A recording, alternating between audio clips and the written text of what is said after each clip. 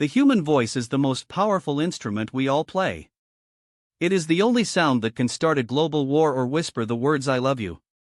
Yet, we often find ourselves in a world where everyone is speaking, but very few people are actually being heard.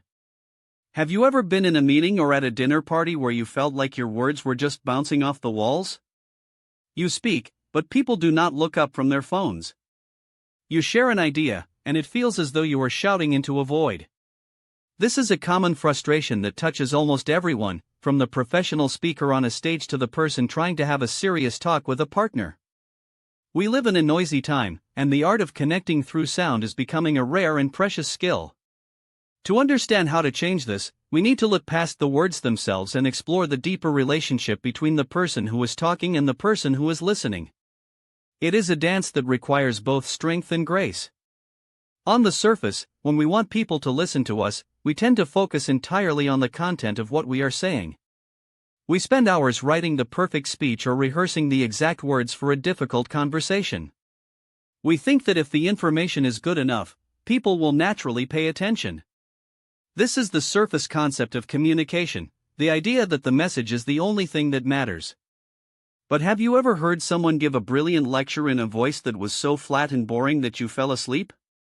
Or have you heard someone talk absolute nonsense with so much passion and energy that you couldn't look away? While the content is the gift you are giving, the delivery is the wrapping paper and the way you hand it over. If you drop a beautiful gift on the floor, some of its value is lost. The sound of your voice, your pace, and your energy are the physical tools that carry your ideas into the world. If we only focus on the what and ignore the how, we are only doing half the job. Behind this struggle to be heard, there is a hidden assumption that communication is a one-way street. We often assume that "I speak and you listen" is a straight line. We think that as long as we are making sound, the other person is receiving it. But the truth is that the relationship between speaking and listening is a circle. The way you listen to me changes the way I speak, and the way I speak changes the way you listen. If I see you looking at your watch or staring at the ceiling, my voice might get tighter, and I might start to feel insecure. I might rush through my points just to get finished. On the other hand, if you are looking at me with interest, I feel more confident and my voice becomes richer and more relaxed. We must challenge the assumption that we can control the outcome of a conversation just by being a good speaker. We are always speaking into a specific listening. Every person has their own history, their own beliefs, and their own way of hearing the world. If we do not stop to ask what kind of listening we are speaking into, we are like someone throwing seeds onto a frozen lake and wondering why nothing grows. We need to be conscious of the context and the person in front of us. If we look at the structural pattern of how we communicate, we often find ourselves using what is called an inverted pyramid. We start with a long introduction, then we give a lot of background details, and finally, right at the very end, we get to the point. This is like those long emails where you have to read 5 paragraphs before you find out what the person actually wants from you. It is also like the patient who finishes a whole medical checkup and then, as they are walking out the door, mentions the real reason they came in. This pattern tests the patience of the listener and often causes them to tune out before the important part even arrives. A much more effective pattern is to turn that pyramid over. Start with the why. Start with the point. Give people a reason to care in the first 10 seconds.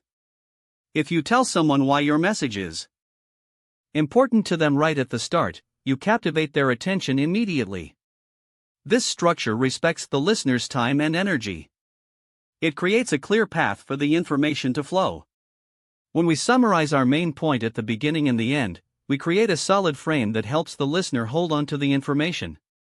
To truly master this, we can reframe our perspective on speaking as an act of giving a gift. Many people feel nervous when they have to speak in public because they are focused on themselves. They worry about how they look, if they will stumble over their words, or if people will judge them. This self-focus is based on ego and fear. But if you reframe the moment as a chance to give something valuable to the audience, the fear begins to fade. Imagine you are giving a wonderful present to a child. You aren't worried about your hair or your shoes, you are excited to see the child's face when they open the gift. When you walk onto a stage or into a meeting with the intention of being helpful and generous, your body language changes. You smile more, your voice becomes warmer, and you build a relationship based on love and wishing people well. This shift moves the focus from the speaker to the service. It makes the experience positive for everyone involved.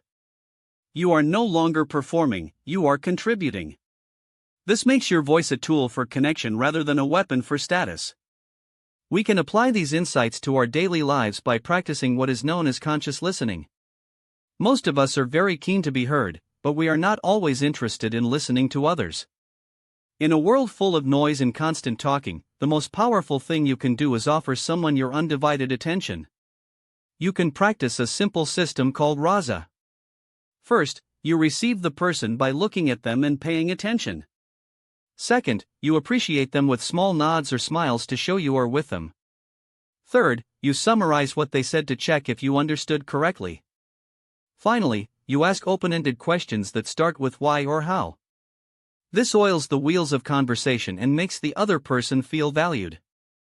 Another vital practice is to reacquaint yourself with silence. We live in cities full of traffic and machines, and we have become numb to sound. By taking just 3 minutes a day to sit in total silence, you reset your ears. You learn to hear the small details again. Silence is also a powerful tool in speaking. A well-placed pause allows an important point to settle in the listener's mind. It shows that you are comfortable and in control. We also need to remember the 4 pillars of powerful speech: honesty, authenticity, integrity, and love. Be clear and straight in your words. Be yourself, because you are enough and people can sense when you are pretending. Be your word by doing what you say you will do. And finally, wish people well. When you combine these 4 things, your speech becomes something that people cannot help but listen to.